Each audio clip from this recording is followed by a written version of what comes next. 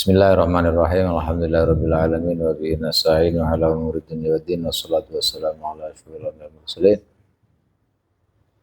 wa ala alihi wa sahbihi ajma'in. Rabbi shrah li sadri wa yassir li amri wahlul 'uqdatam min lisani yafqahu qawli. Subhanaka la ilma lana illa ma 'allamtana innaka antal alimul hakim wa tub 'alaina innaka tawwabur rahim. Amma ba'du, faqala al-mu'allif rahimahullahu ta'ala wa nafa'ana bihi wa bi'ulumihi wa bi'ulumina fid dharain amin wa radhiyallahu ankum ila anqal wa damu nahwi tumalin. Masih pembahasan tentang najis. Kemarin telah membahas tentang bagaimana cara mensucikan sumur yang terkena najis atau makanan yang terkena tikus atau sumur yang banyak rambutnya, rambut bangkai. Kemarin sudah. Nah sekarang kemarin juga dijelaskan tentang darah nyamuk, darah kutu, ya kan, kemarin. Nah sekarang wadamu nahwi dumalin, lan getih sepadane udun bisul gabas rotin kaya dene kukul plenting wajarhin lan catu wan qayhihi lan saking nanae jarah wasodidihi lan nanahwu jarah wa ingka surusan ajan ake apa adamu geteh fihima ing dalem mengkono nahwu burhus wa dumal. Nah ini wantasyarola, masih belum. Wantasyarolan sumebyar melar opodam bi'irkin kelan keringet awfah usauto banget opwal awalu sing pertama banget atau elek jadi jelek atau banyak, sangat banyak. Opo al awalu yang pertama yaitu burhus atau seperti baud atau kutu, kumel. Banyak pun enggak apa-apa. Banyaknya bihaisu tobako lawan sekirane ngeratani. Opo nahwu burhus apa al awal as-sauba ngeratane ing pakaian ala nukuli ngatasé pira kaul kang dinukil al mu'tamadati kang ditetanggeni. Artinya begini, termasuk najis yang diampuni, yang dimaafkan.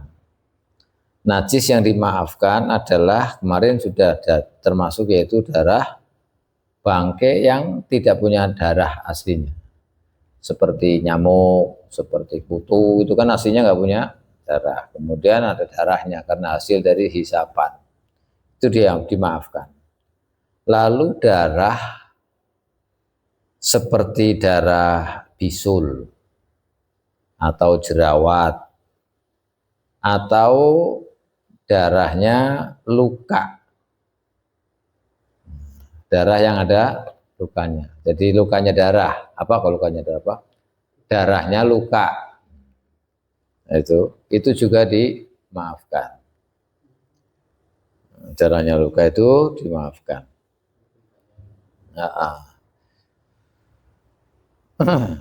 Bisul dan lain itu. Karena itu biasanya bercampur atau ada darahnya tuh. Itu dimaafkan. Kemudian misalnya ada luka itu sampai keluar nanah, keluar nanahnya, atau sodid itu ya sejenanah nanah itu nanah yang sudah mulai bau, yang agak kekuningan, itu namanya sodid. Itu namanya sodid. Nah ini juga dimaafkan, walaupun banyak. Di dalam situ itu banyak dan mungkin berserakan atau menyebar disebabkan karena keringat, menyebar karena kena keringat. Atau yang pertama apa? Ini yang kedua-duanya walaupun tersebar dengan sebab ada keringatan, maka itu dimaafkan. Tapi kalau yang pertama lebih hebat lagi, darahnya nyamuk atau darahnya kutu, pokoknya hewan yang tidak punya darah, darahnya memang dari ambilan meresap dari orang misalnya atau dari apa aja lah, itu semua di baju rata dengan darahnya, itu darahnya nyamuk misalnya, maka tetap dimaafkan, tetap dimaafkan. Di apa namanya,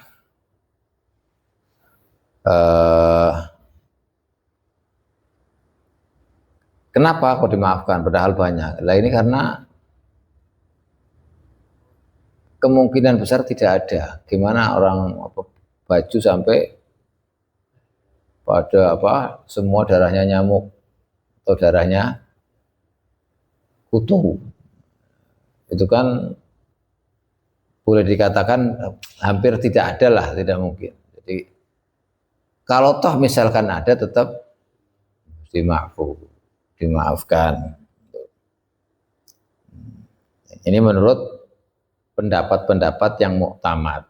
Maksudnya pendapat-pendapat muktamad itu pendapat yang kuat, pendapat yang bisa dipegangi.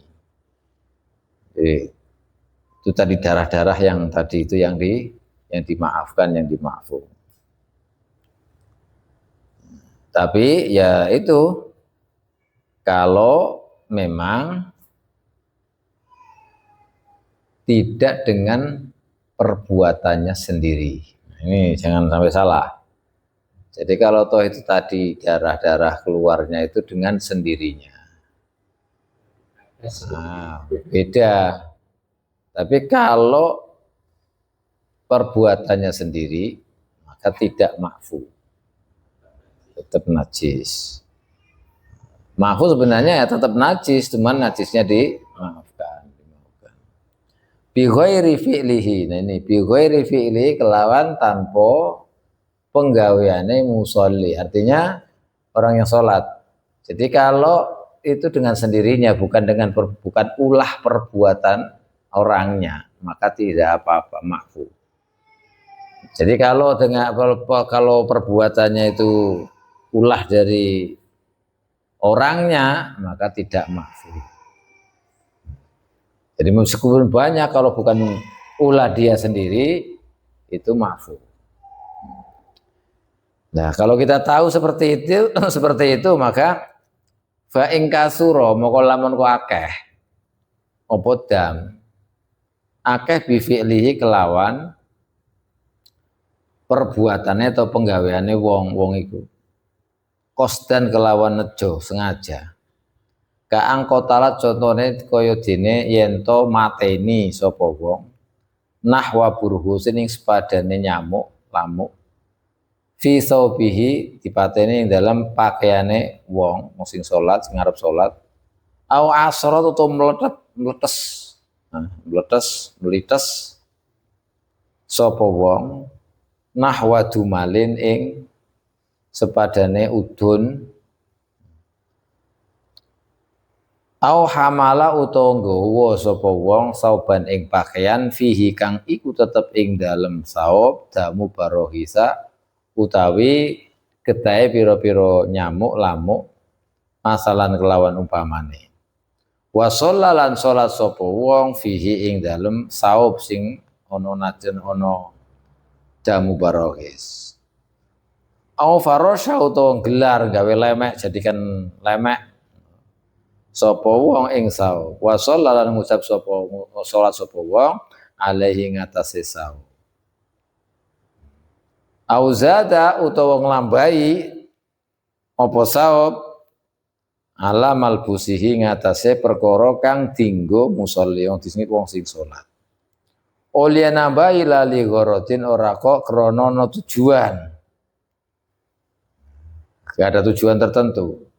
Contohnya kata jamulin kaya dene tajamul, pepaes supaya jadi pakaiannya itu hebat gitu. Maka gimana kalau begitu? Fala yufa. Kalau tadi meskipun banyak itu ma'fu, tapi tidak dengan perbuatannya sendiri. Nah, tidak perbuatannya sendiri. Kalau misalnya itu banyak darahnya, tapi banyaknya darah itu akibat ulahnya orangnya sendiri. Misalnya dengan sengaja, contohnya seperti dia dengan sengaja ada nyamuk dibunuh di bajunya, misalnya. Kan akhirnya keluar darah karena banyak nyamuknya gemuk-gemuk baru nyedot, terus dipites di bajunya. Atau bisul atau kukul jerawat dipites, akhirnya keluar darah misalnya. Atau dia membawa pakaian yang pakaian itu ada darah nyamuk. Dia sholat terus menggunakan membawa pakaian yang ada darahnya nyamuk, misalnya dibuat sholat atau dibuat sajadah lah, buat sajadah yang ketika mau sholat itu ya nempel. Atau dia membawa itu bukan yang diperlukan untuk dipakai, semestinya nggak pakai itu nggak apa-apa gitu loh, tapi karena itu pakaian yang bagus sebagai perhiasan, jadi dia sebenarnya pakaiannya sudah cukup untuk sholat, tapi dia pakai yang itu supaya kelihatan keren pakaiannya itu, tapi itu ada darah nyamuknya misalnya. Seperti itu, maka gimana? Fala yu'fah, mongko ratin ma'fu. Opo illa anil qalili kejaba saking geteh sithik. Kalau banyak nggak ma'fu, tapi kalau sedikit ma'fu.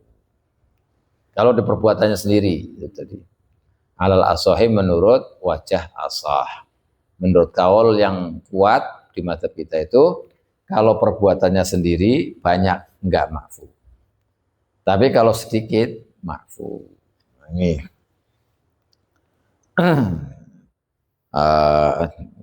makanya nggak boleh main-main dengan najis.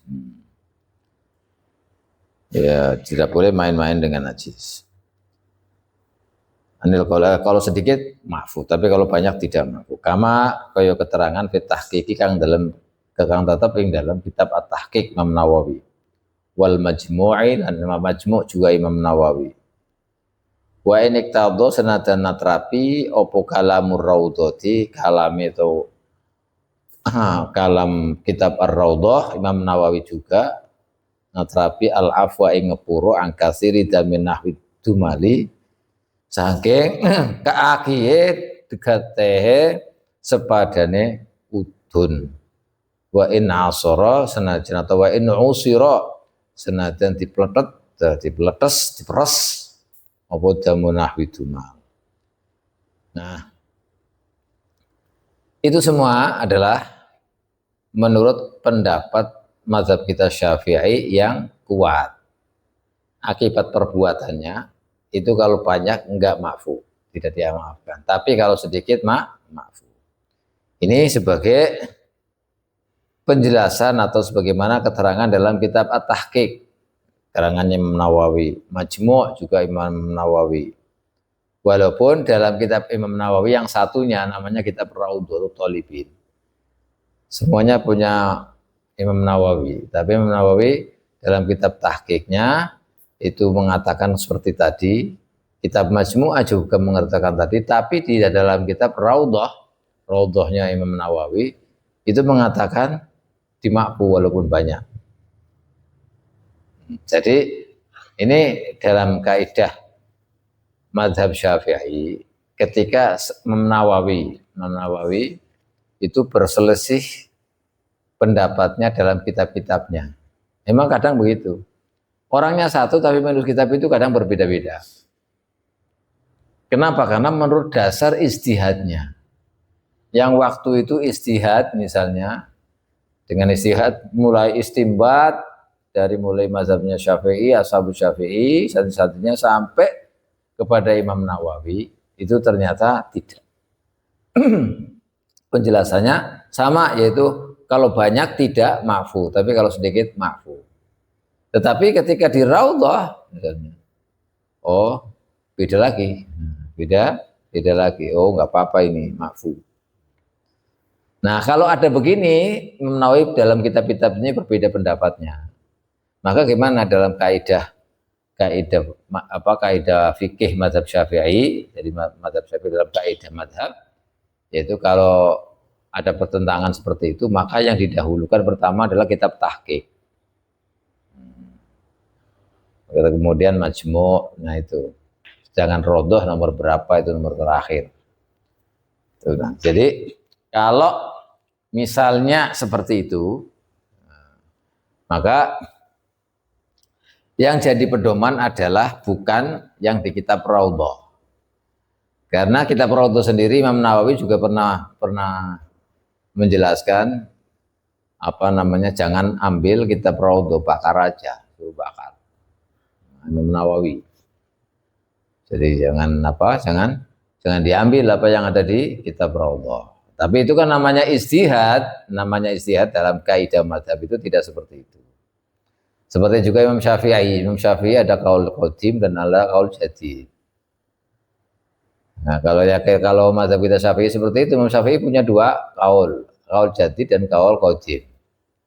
Istilah ini. Nah, kalau ada kaul qadim, maka apa kaul jadid? Maka ya jelas kaul jadid yang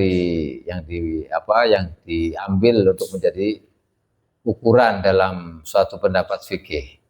Tapi beberapa ulama yang setelahnya itu juga tidak menafikan bahwa kaulnya Imam Syafi'i di kaul qadim itu juga banyak yang ngambil dan bahkan dipraktekkan.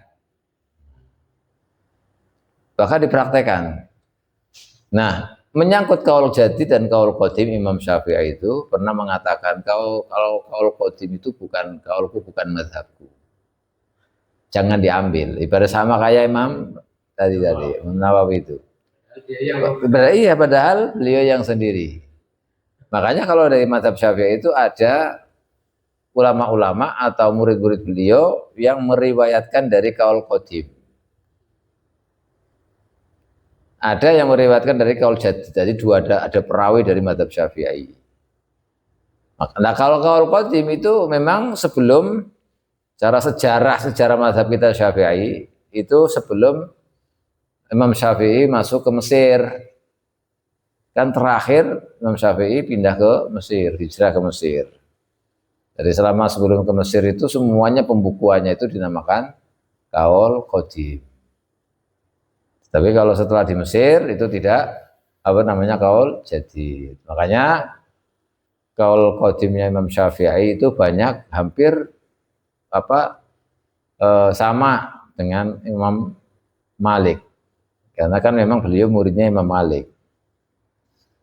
Dan Imam Ahmad sebagai muridnya Imam Syafi'i itu juga kebanyakan kaul qadim lebih condong kaul qadim. Nah, makanya dalam kaidah mazhab Syafi'i seperti ini, Imam Syafi'i mengatakan seperti itu, tapi banyak juga kaul qadim yang diambil, kita laksanakan, bakal kita praktekkan. Kalau dalam kitab Sulamul Muta'allim itu ada 18 masalah. Kalau ulama lain bukan hanya 18, bahkan ada puluhan. Ada ringkasannya. Termasuk diantaranya adalah sholat maghrib waktunya, waktu sholat maghrib. Kalau menurut kaul qadimnya Imam Syafi'i, sholat maghrib yang kita laksanakan, yaitu mulai terbenamnya matahari sampai terbenamnya syafaqil ahmar. Merah. Itu adalah pendapat Imam Syafi'i kaul qadim. Kalau kaul jadidnya enggak. Kalau kaul jadidnya itu adalah waktu maghrib itu sangat pendek sekali, yaitu waktu yang cukup untuk bersuci, untuk persiapan sholat lah pokoknya, ditambah dengan 5 rakaat. Jadi kalau persiapan untuk wudhu, untuk pakaian itu, untuk sholat itu berapa menit? Itu misalnya 10 menit misalkan, 10 menit contohnya. 10 menit ditambah 5 rakaat. Berapa menit 5 rakaat? 10. Berarti waktu maghrib cuma 20 menit misalnya. Ini kaul jadidnya. Tapi justru yang diamalkan oleh kita bukan kaul jadidnya, tapi kaul qadim yang justru Imam Syafi'i itu tidak menganggap itu pendapatnya, bapak mazhabnya. Kenapa? Ya karena memang dalam kaidah mazhab itu namanya ijtihad. Namanya ijtihad. Dan kaul qadim yang Imam Syafi'i yang kita ambil waktu maghrib itu mazhab Maliki juga sama. Walaupun itu tadi Syafi'i tidak memakai itu kaul qadim, tapi dilaksanakan nggak masalah karena itu merupakan ijtihad. Ijtihad itu ada beberapa masalah yang memang kita pegangi, bahkan kita amalkan, dan itu disetujui bahkan pendapat para ulama-ulama mazhab Syafi'i sendiri, karena dipadukan dengan dalil-dalil yang disimpulkan akhirnya bahwa dalam waktu maghrib itu adalah yang digunakan kaul qadim, tapi tanpa memandang bahwa itu adalah kaulnya Imam Syafi'i. Kenapa? Karena Imam Syafi'i sudah tidak menganggap itu sudah suruh buang gitu loh. Kayak Imam Nawawi juga rodhonya itu buang aja gitu kan itu. Nah, hampir sama begitu. Memang namanya ijtihad itu seperti itu. Karena orang kalau ijtihad itu yang pertama harus dibuang. Gak boleh keduanya. Nah, ini jadinya bingung. Namanya juga ijtihad. Ya kalau istihad kiblat, ya kan, istihad kiblat. Pertama kita istihad kiblatnya, kita bingung kiblatnya itu mana. Kita kiblatnya ke sana, misalnya. Sudah kita sholatnya ke sana. Setelah kita sholatnya ke sana, loh ternyata menurut pertimbangan ini bukan ke sana tapi ke sana. Harus pindah ke sini, nggak boleh balik lagi ke sana. Di sana harus nah, seperti itu. Nah, bahkan kalau misalkan air ini satu kena najis, dua timba misalnya, satu timba kena najis, satu timba nggak kena najis suci. Tapi berhubung timbanya sama, ininya sama, tuh, kita tahu bahwa salah satunya itu adalah terkena najis, tapi kita nggak tahu apa yang ini, maka kita harus ijtihad. Nah, ambil ijtihad dengan ijtihad, oh dilihat dari apanya semuanya lah. Setelah ini yang suci itu ini. Kalau sudah diambil yang suci yang ini harus dibuang. Jangan dibiarkan di situ, harus dibuang. Kenapa? Karena kalau dibuang bisa-bisa nanti berubah lagi. Nah, makanya harus dibuang. Contohnya seperti itu. Nah, namanya ijtihad ya seperti itu. Namanya ijtihad itu seperti itu. Nah, kitanya bagian enaknya doang. Nah iya, kita enaknya doang. Kalau kita ngikut yang sana sudah boleh, kita ngikut yang sana boleh sudah. Jadi kita tinggal enaknya doang. Itulah jerih payah dari mereka itu ijtihad mereka. Kita cuma tinggal enaknya saja, nggak ikut ijtihad macam-macam sudah. Ya kan? Oh gini kelas selesai. Jadi matangnya doang, kita dapatnya matangnya. Ini. Wa tamadalan tetanggenan ing ma fi tuhfah sapa Ibnu Naqib wal Adro'i lan Imam Adro'i. Ya, jadi Imam Adro'i Ibnu Naqib juga ngikut apa yang ada dalam tahqiq, kitab tahqiq, ngikuti Imam Nawawi yang ada dalam tahqiq. Juga yang ada dalam kitab Al-Majmu'. Jadi memang walhasil ada perbedaan pendapat. Tapi yang kuat adalah tadi yang dijelaskan bahwa kalau akibat perbuatannya orang itu banyak, darahnya tidak makruh. Tapi kalau sedikit mahfu. Tapi pendapat yang kedua banyak sedikit di mahfu. Dan pendapat yang kuat tadi diikuti atau dipegangi oleh Imam Ibnu Naqib dan Al-Azra'i. Ini apa?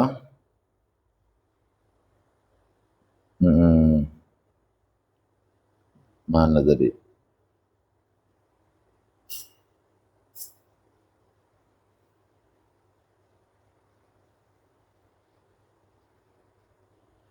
Ya.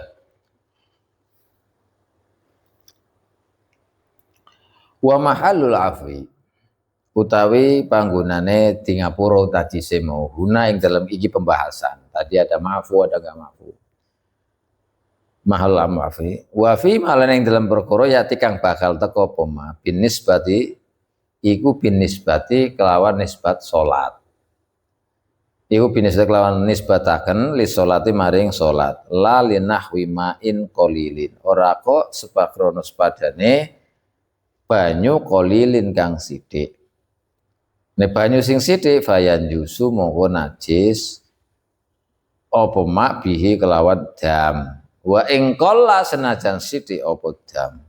Wala asarolan ora lapeti ora ana lapeti ku maujud limulaqatil badani maring tetemuane badan lahu maring dam rotban hale tinggahanane teles. Nah, jadi tadi yang dibilang ma'fu dan tidak ma'fu itu kalau untuk sholat. Untuk sholat. Jadi kalau misalkan bisnis batili sholat, kita dengan keadaan sholat atau misalnya, terus banyak darah, tahu-tahu banyak sekali misalnya. Nah, makanya untuk sholat hukumnya kayak tadi. Kalau banyak, tapi perbuatannya musolli. Atau sedikit, atau banyak dan tidak perbuatan musolli, maka ma'fu.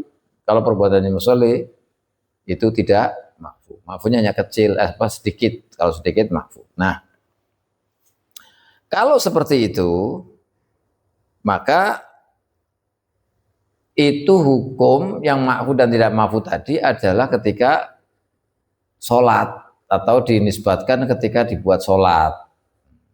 Pakaiannya dibuat sholat, udun juga dalam keadaan sholat, dilewer, ya kan itu loh maksudnya. Misalnya darahnya itu ma'fu. Asal bukan perbuatannya, atau menurut kaul muktamad menurut kaul yang kuat.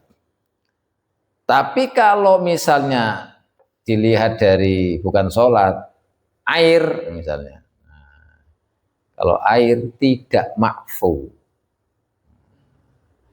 Kayak kemarin pembagian dari 4 macam. Jadi darah sedikit pun kalau cemplung atau mengenai air yang airnya itu sedikit, maka itu tidak ma'fu. Tetap dihukumi najis. Itu kayak yang pertama. Walaupun darahnya sedikit. Dan tidak la asaro limulaqatil badan, enggak ada urusan sudah. Nah, kenapa? Karena kalau badannya itu basah atau badannya basah atau badannya ini, maka gimana? Enggak ada bahasan soal itu. Jadi kalau tadi di badan itu tidak apa-apa atau di pakaian enggak apa-apa, tapi kalau di air tetap tidak boleh, najis tidak ma'fu. Ini bedanya nih, seperti yang dijelaskan kemarin-kemarin, najis kalau dilihat dari ma'fu dan tidak ma'funya ada pembagiannya ada 4. Wala yukallafu lan ora dipaksa. Apa tansiful badani ngeringno atau nyerbeti badan li usrihi krono angele tansif. Nah, kalau misalkan badannya basah dan banyak darahnya tadi, darah darah bau, darah dumal, bisul, maka saat itu tidak apa namanya, tidak diharuskan. Nah, tidak diharuskan untuk apa, mengeringkan, ngelap, nah, dilap supaya badannya nggak basah, supaya badannya nggak basah. Nggak harus begitu. Namanya ma'fu dalam keadaan begitu ya ma'fu. Tuh. Nah, itu jadi jelas pokoknya jangan sampai sembrono. Kalau kita sudah konsentrasi sholat ya sudah, kita mau terkena najis atau apa misalnya, atau bisulnya pecah misalnya kan, atau jerawatnya pecah, tapi ketika kita sholat nggak apa-apa. Nah, biarkan aja, biarkan. Maupun badannya itu basah, nggak apa-apa sudah. Gitu. Tapi kalau sudah di air beda lagi. Atau akibat dia kegatalan misalnya, ya kan, gatal terus akhirnya dipetes atau di apa, maka itu beda lagi. Dan keluarnya banyak ya sudah, berarti nggak maafu, batal. Sholatnya batal. Kenapa? Karena ada najis. Syaratnya kan harus suci dari najis.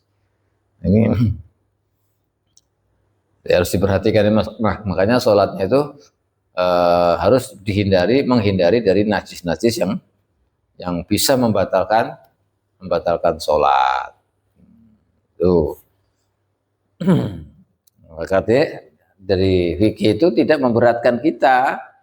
Kalau kita bukan perbuatan kita banyak nggak apa-apa. Karena memang kan luka atau apa namanya, bisul dan lain-lain kan kadang kita bergerak itu apa kan pecah sendiri. Nah kalau batal ya namanya masakoh, susah gitu, ya kan. Apalagi misalnya badannya basah, gitu. Terus harus nyerbeti ketika sholat ya susah sekali. Gimana caranya? Ya sudah biarkan aja gitu loh, sudah maklum. Nah, iya sudah. Yang penting jangan perbuatannya sendiri. Sudah. Kalau perbuatannya sendiri, udah biarkan aja, nggak apa-apa. Tuh, jadi makanya kan enak. Jadi akhirnya kalau kita tahu malah jadi ringan, tambah ringan. Kapan itu dimaafkan meskipun najis hukumnya? Tapi nanti kalau sudah sholat, jadi bersihin gitu loh. Ini kalau pas waktu sholat itu nggak apa-apa. Tapi kalau sudah ya harus dibersihin. Apalagi nanti jangan sampai kena air, nyemplung di air, netes di airnya jadi najis kalau sedikit. Tuh, biar dijaga itu. Ya sudah sampai di sini. Wallahu a'lam bishawab. Mudah-mudahan manfaat barokah difutuh oleh Allah Subhanahu wa taala. Wallahu a'lam bishawab.